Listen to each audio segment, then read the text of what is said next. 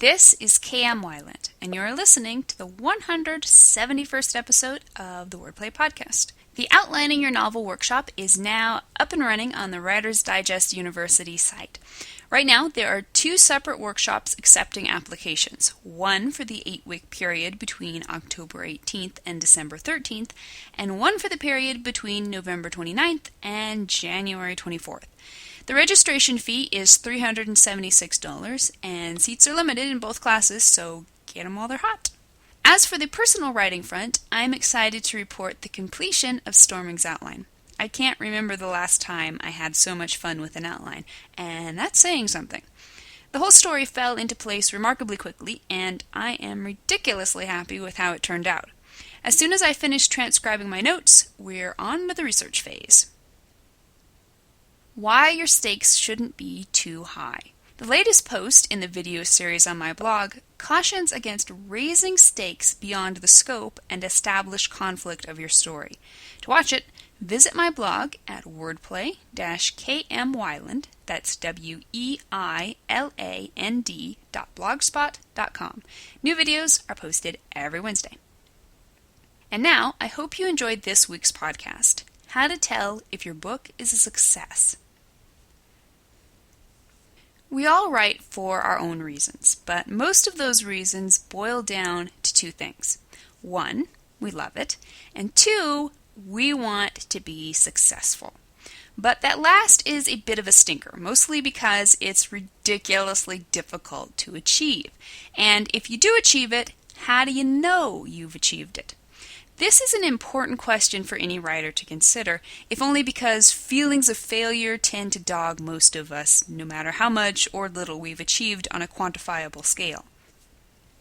Writers often struggle with feelings of failure. A while back, I received a negative review from a reader. Ouch. But no big deal, right? It's just one opinion, shrug it off, and move on. I am adamant about allowing readers the right to their opinions. If I have the right to dislike certain books I read, certainly my readers have the right to just as arbitrarily dislike anything I write for any reason they choose. The logical side of my brain believes this wholeheartedly, but emotionally, a bad review is always a sock in the gut. It doesn't make sense, really. Who cares if a few strangers don't like what I write? Particularly since it would seem more strangers than not actually do like it. And yet I, and thousands of other authors, still fight feelings of, you guessed it, failure, every time someone doesn't think our books are the best thing since Gutenberg. Are these feelings justifiable? Should we pay attention to what others think? Should we let bad reviews outweigh good reviews in our own estimation of our success? These are all valid questions, but let's start with an even more basic one. How do you determine what makes a writer successful? Are you a success if you sell millions of copies, get multiple movie deals, and become a household name? Are you a success if you get all of the above, but your average rating on Amazon is barely 3 stars and hundreds of readers say your writing stinks? Are you a success if you sell only a couple hundred copies, but everyone who reads it says they love it? Are you a success if you make enough money to write for a living? What about if you never make enough to quit your day job? What if you never make a dime? Are you a success if your rating on Amazon is 4.5 stars? Are you a failure if it's 2.5?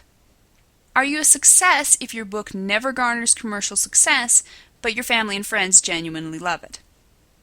Are you a success if 1,000 readers love the book and 1,000 hate it?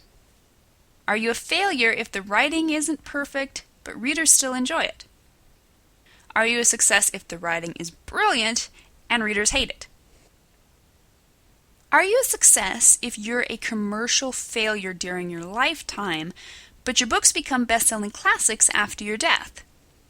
What if you wrote the world's most brilliant book, but no one ever read it? Success or failure? Ultimately, there is no right answer to any of these questions.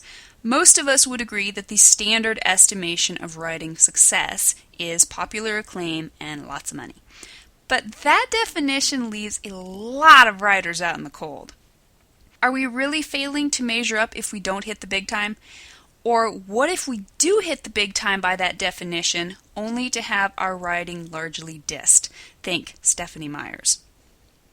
What is your definition of writing success?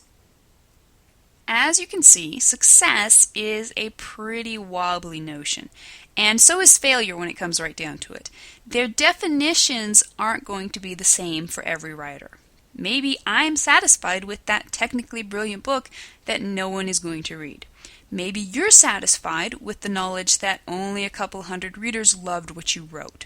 And I say, why shouldn't we be? If an author is brilliant enough to write a technically perfect book, that's awesome. And the awesomeness of it is hardly going to change based on what happens to the book after it's written. If an author writes something that never makes him any money, but which brings a few hours of joy to a couple hundred or a couple dozen readers, that's pretty darn awesome too. If we're ever going to find happiness as writers, we have to understand what success means to each of us as individuals. Figure out why you're writing.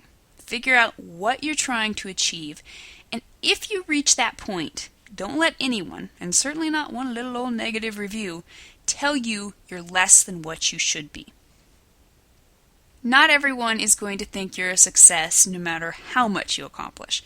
If you try to gain the love and respect of every reader out there, you are going to fail. What matters is meeting your goals, loving your own stories, and appreciating every milestone along the way.